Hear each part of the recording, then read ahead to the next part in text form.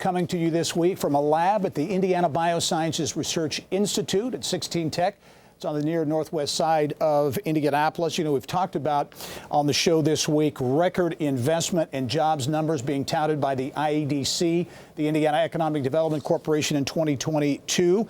But how does Indiana stack up to other states when it comes to economic development? For some perspective, I'm pleased to be joined, as always, by Ginovus Executive Managing Director Larry Gigerich. Larry, thanks for making the trip downtown to be with us. You heard the governor. You've seen these big numbers really reported by the IEDC. Commitments, you know, they haven't happened yet, but commitments. How, in your view, does Indiana stack up with other states when it comes to economic development and what we're seeing out there? Yeah, clearly Indiana has performed well. And you look at unemployment rate in our state being lower than it is in most places across the country.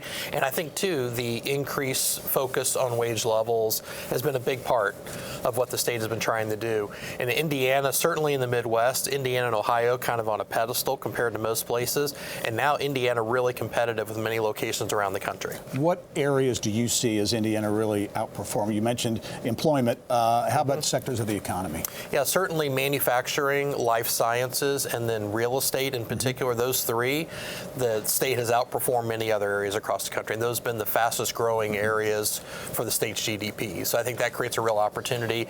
And then certainly our heritage in manufacturing is another place that Indiana has continued to perform very well. Talk about opportunities. A lot of focus being placed on the electrification of the auto industry, certainly microchips. Indiana's had some successes in both those areas. How do you look at the competitive landscape? Because it is very competitive, and how Indiana might fare in the year or a couple of years ahead. Yeah, I think clearly the emphasis that the governor, Secretary Chambers, and the IDC have placed on those sectors have really made a big difference. And getting the word out that we're really interested in those opportunities. Senator Young being so heavily involved in the CHIPS Act really creates a lot of momentum around it.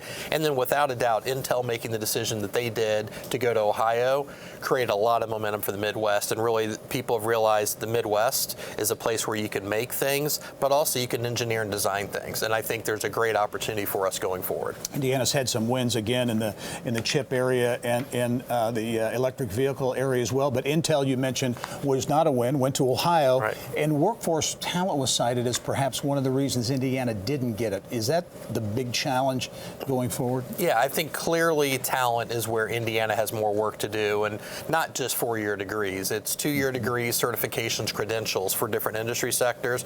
But we really need to lift our talent up. And yes, I do think Indiana competed very well as a finalist for the Intel project. Yeah. At the end of the day, that helped tip it to Ohio for sure. So talent in terms of headwinds, talent perhaps in the year ahead. How about the national economy? Is that another kind of uncertainty out there? Yeah, for sure. I mean, I think this inflationary period we're in that has been 40 to 50 years since we've seen something like this, along with interest rates rising so quickly, that does create some economic headwinds. Now, the flip side of that is it's sort of uncharted territory for us because there's so much federal money that has not been deployed yet for infrastructure, and even some COVID money, hard to believe, but still not spent, that could help transition us through 2023 as that hits the street.